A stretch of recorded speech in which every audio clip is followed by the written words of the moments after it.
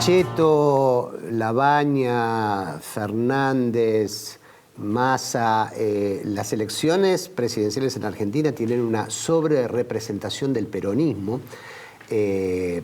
Cuando nadie lo pensaba, el presidente Macri designó como su vicepresidente a un peronista, Silvio Mabel. Esto fue, bueno, la noticia del momento, todavía seguimos hablando de esto.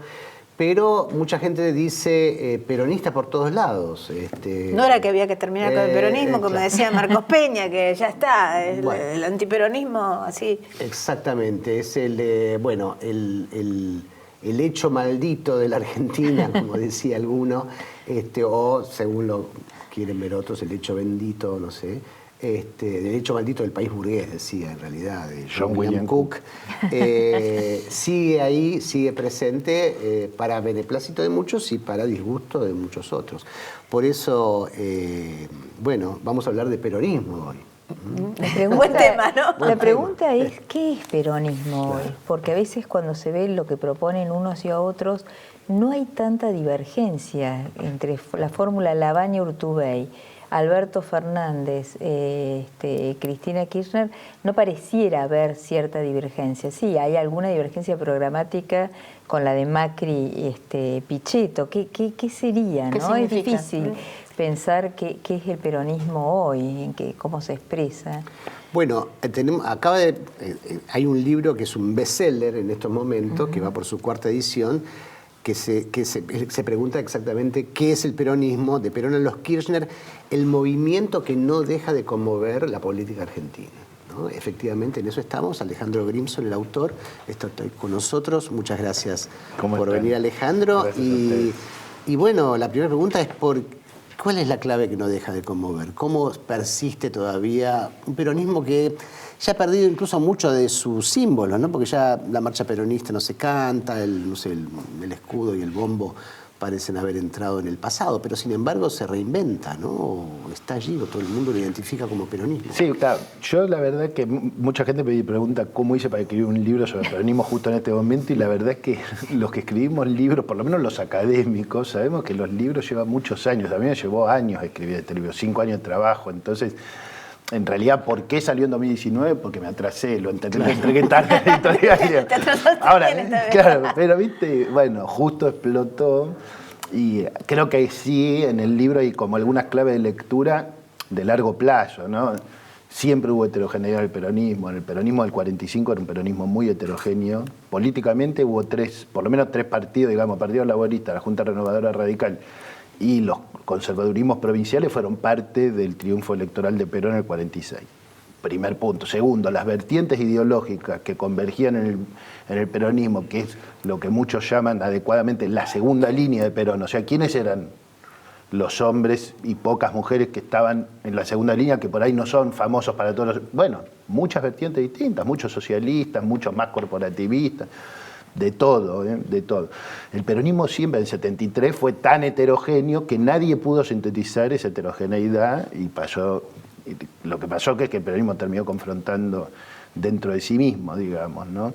Ahora, me parece que lo que venía sucediendo desde 2011, el famoso 54, y lo que vino sucediendo fue una escisión detrás de otra. O sea, porque en el 54% estuvo De la Sota, escisión, Moyano, escisión, Massa, escisión, Felipe, escisión. O sea, eran todas escisiones, ¿no? Entonces, que eso fue lo que llevó a la situación de 2013 y después de 2015.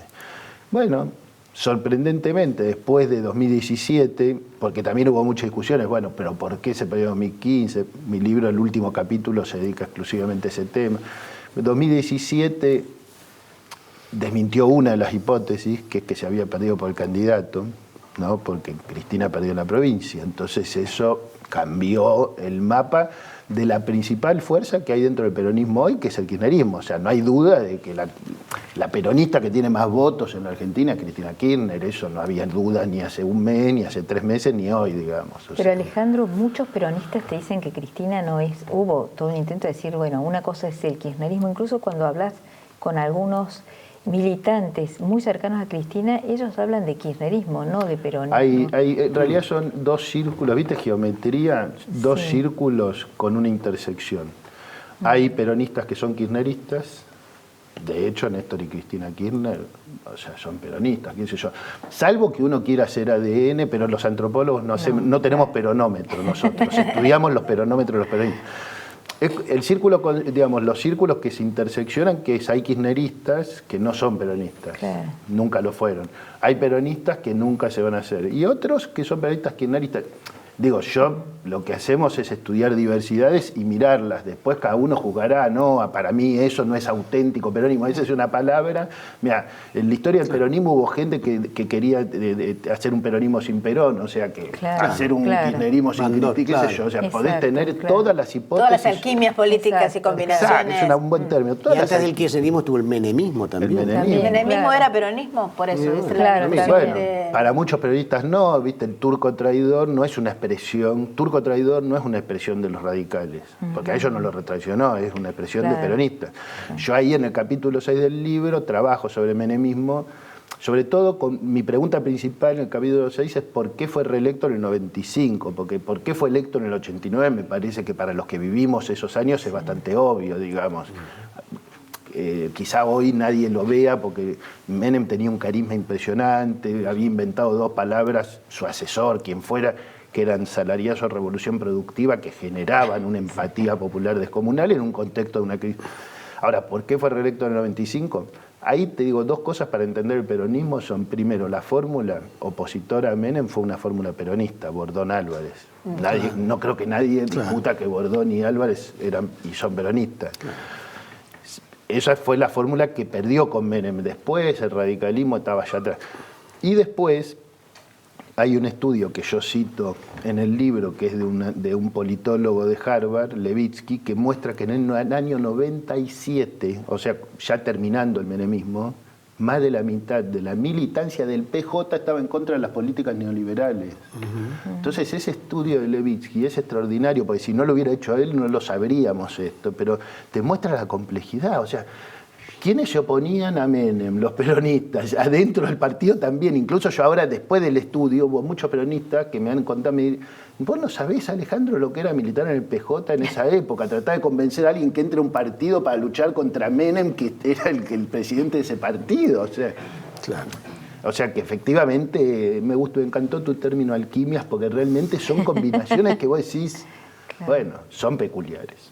Claro, bueno, el tema es, uno de los ejes que uno discute siempre con el peronismo es sobre la relación entre el peronismo, el poder y la capacidad de gobernar, ¿no? Es decir, ¿qué sucede? Que la fuerza que parece... ¿qué hay de común entre todas estas variantes de la gestión gubernamental que hacen posible que se gobierne con el peronismo y que sea tan complicado para otras fuerzas no pertenecientes a esa tradición gobernar, ¿no? Y yo te diría 2 cosas. Una o 3. Una es que el peronismo persiste, que era lo que vos planteabas antes.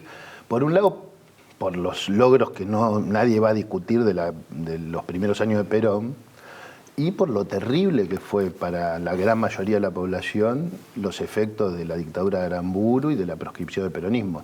Lo mismo por los efectos positivísimos que hubo en ampliación de derechos y en crecimiento económico en los primeros años del kirchnerismo, las leyes de matrimonio igualitario, todas las que nadie discute, y además por estos 4 años de Macri, por eso persiste. En segundo lugar, respecto a lo que dice Mabel, yo creo que sí, que el peronismo hay que asumirlo como un partido de gobierno y de poder. Y que en ese sentido, si uno quiere compararlo, tiene que compararlo con los partidos que quieren gobernar.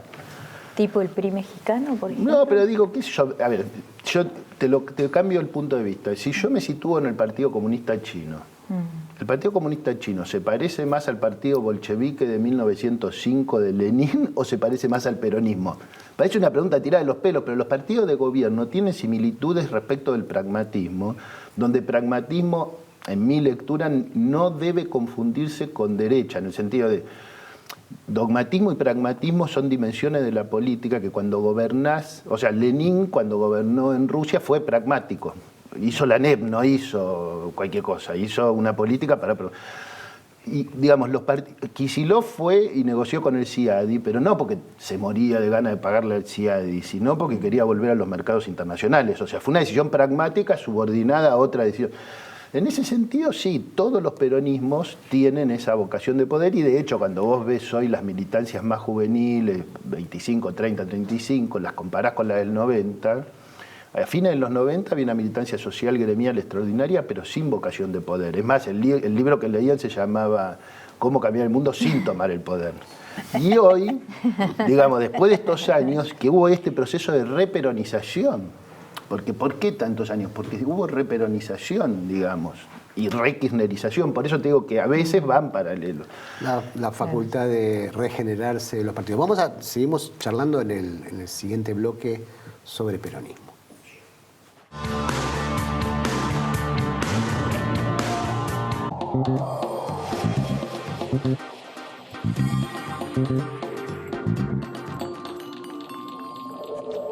Biogénesis Bagó es una compañía pionera en la elaboración y comercialización de productos veterinarios destinados a asegurar la salud y mejorar la productividad de los rodeos de carne y leche de la región. Todo el conocimiento, la experiencia y la tecnología al servicio del productor. Biogénesis Bagó, la evolución de la salud animal.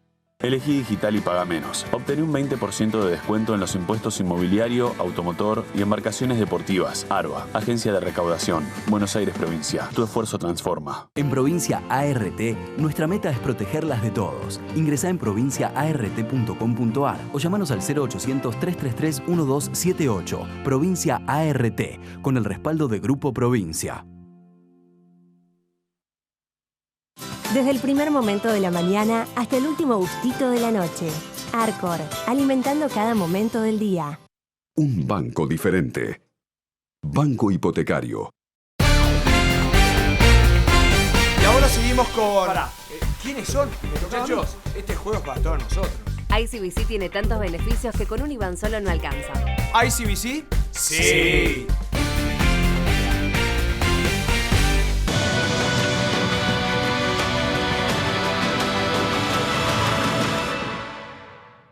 Latam y vos, juntos, más lejos.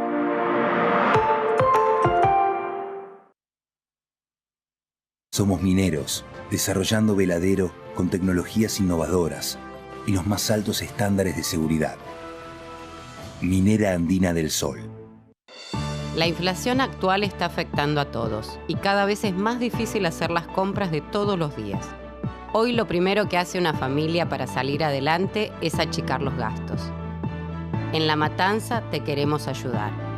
Te llevamos sin cargo hasta el mercado central y también te acercamos ferias barriales para que te rinda más la plata. En La Matanza te damos soluciones. Llegó Super Podemos, el programa de precios accesibles. Matanza avanza.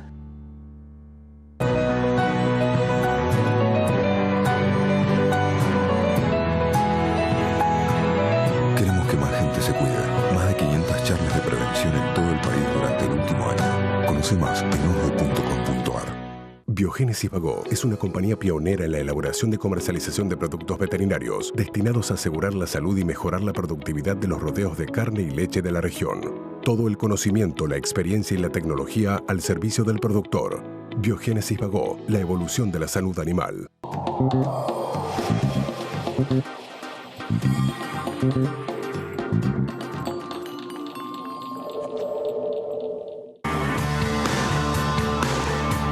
Seguimos en Asuntos Públicos, hoy haciendo foco en el peronismo omnipresente en estas elecciones presidenciales con Alejandro Grimson, autor de un libro que se llama ¿Qué es el peronismo? Sí, realmente. Descifrar el ADN del peronismo es como descifrar el ADN del antiperonismo, porque creo que todo el tiempo se está enfocando sobre lo que significa el peronismo para la vida política de la Argentina, la conformación de actores políticos, pero lo que aparece también pervivir es una forma de antiperonismo transmutada, ¿no? ¿Qué supone el antiperonismo hoy? Si es antiperonismo clásico o es antipopular, anti-izquierda, ¿qué es lo que, cómo ves vos esto? Mira, una cosa, yo creo que eso es clave, porque siempre se pregunta, che, ¿pero el peronismo es de izquierda o es de derecha? Y muchos peronistas dicen, el peronismo es un sentimiento. Una de las cosas que yo muestro en el libro es, primero, siempre hubo antiperonismo de izquierda y de derecha, en el 45 y hoy, y el antiperonismo siempre fue también un sentimiento. Borges decía, yo cuando fue Bielsi el 17 de octubre sentí depresión, vergüenza y hastío. O sea, eran todos sentimientos, digamos. Entonces, el antiperonismo es muy fundamental entenderlo. En el 45 era la convergencia de tres sectores. Una visión patronal muy cerrada que no entendía que un proyecto de desarrollo requería incluir a las masas trabajadoras. No podías excluirlas. Y un sector que venía de la tradición sarmientina muy fuerte, con la idea civilizatoria europeísta, y un sector impresionante que yo creo que explica gran parte de la tragedia argentina, que es que había una extraordinaria tradición antifascista en Argentina, donde había socialistas, anarquistas, comunistas, independientes, que miraron todo el fenómeno del ascenso de Perón como si fuera un fenómeno europeo, como si fuera... Ellos veían a Mussolini y los obreros veían al único que podía garantizar sus derechos. Eso fue parte de esa tragedia.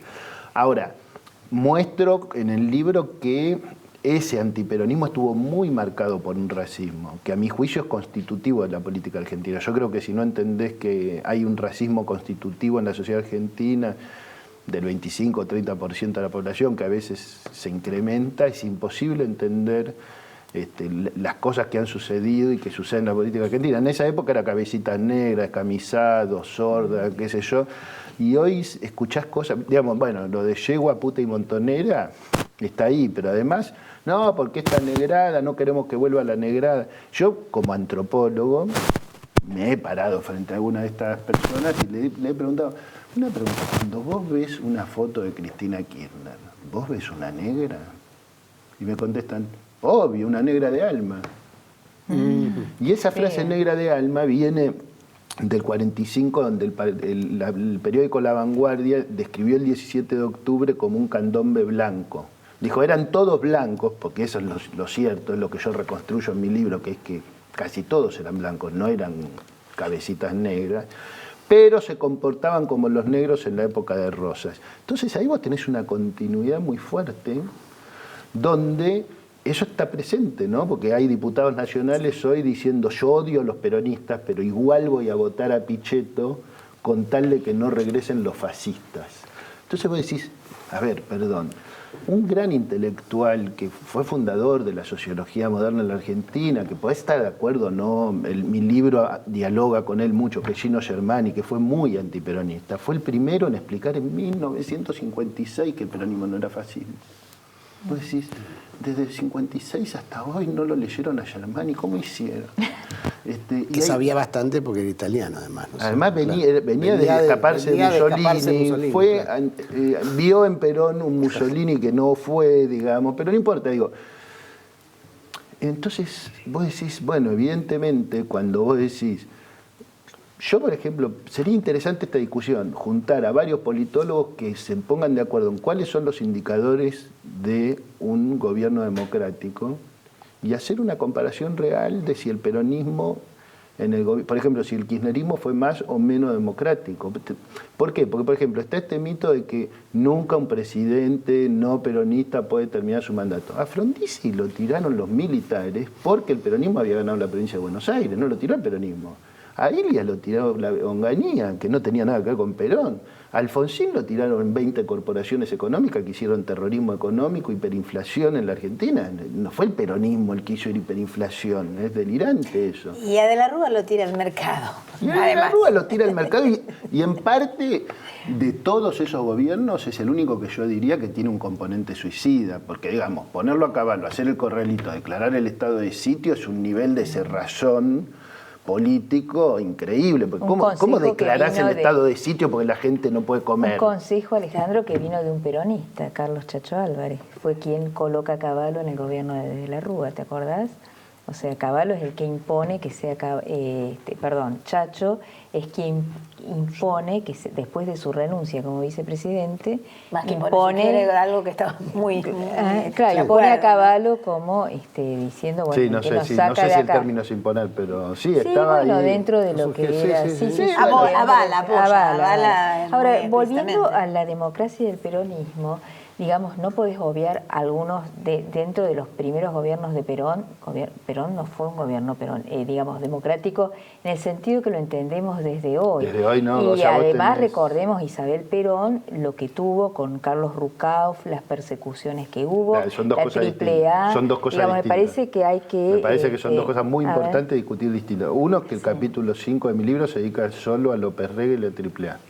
Perfecto. Entonces, bueno, es mucho trabajo, pero ahí está en la reconstrucción, semestre por semestre, cuántos asesinatos, en qué momento se fundó, la discusión sobre la responsabilidad de Perón o no, etcétera. Eso te lo dejo para otro momento. Sobre el peronismo clásico me parece mucho más importante discutir porque durante el peronismo clásico hubo presos políticos, cosa que nadie aceptaría en Argentina, hubo libertades...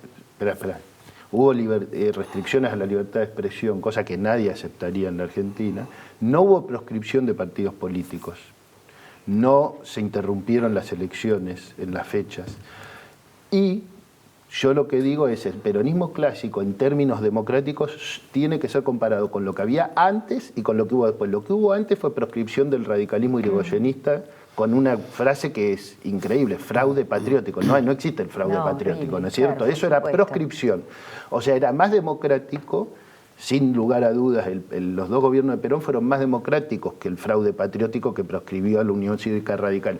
Y después hubo 18 años, cuando lo tiraron a Perón para imponer la democracia, proscribieron al peronismo por 18 años. O sea que el peronismo de Perón, en su propia época, fue mucho más democrático que los otros. No te estoy diciendo que la Libertadora tiró bomba, mató 350 personas en Plaza de Mayo, fusiló gente, torturó. No, nadie te está defendiendo la Libertadora. No, pero lo que digo es que el peronismo tiene que ser comparado con quien lo derrumbó para imponer la democracia. Y en nombre de la democracia prohibió palabras. Si decías Perón, ibas preso.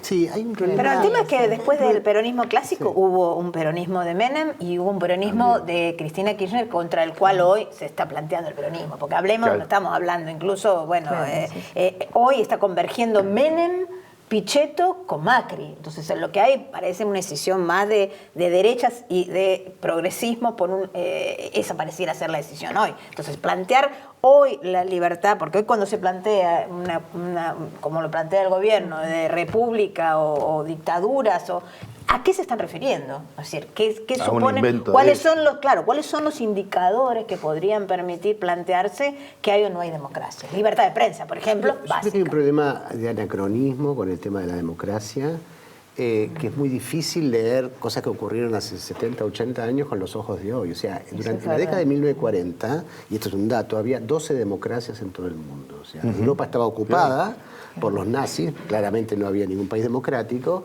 y estaba Inglaterra, Estados Unidos, Francia, bueno, España no estaba ocupada, pero no era una democracia, claro. Estaba en el franquismo. Y América Latina, la regla eran las dictaduras, no las democracias. Entonces olvidamos que hace 70 años el escenario no es el de hoy. Cuando el gobierno muchas veces dice yo quiero un peronismo republicano, la verdad es que yo quisiera en Argentina, y te digo sinceramente, en América Latina, que alguna vez haya una derecha republicana. Porque vos fíjate Brasil lo que pasó.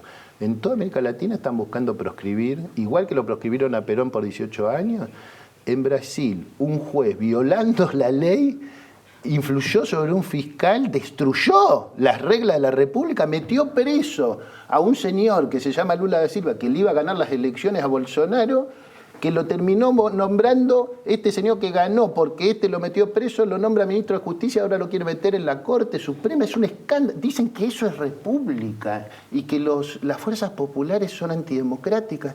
Es lo más ridículo que hay. Correa no puede regresar a su país por una maniobra judicial. Entonces, la verdad es que tenemos que conversar y discutir cuáles son los parámetros de convivencia democrática donde no haya ningún preso sin condena, ninguno. Pero además, presos políticos son aquellos que están presos sin condena, porque la Constitución prohíbe que haya presos sin condena. Solo si hay intento de fuga puede haber alguien estar preso sin condena. Si no hay, no puede. Y acá en este país hoy hay una distribución muy generosa de las prisiones preventivas a dirigentes opositores. Volviendo al peronismo, bueno, eso es, el peronismo puede también tener esos pecados, digamos, no es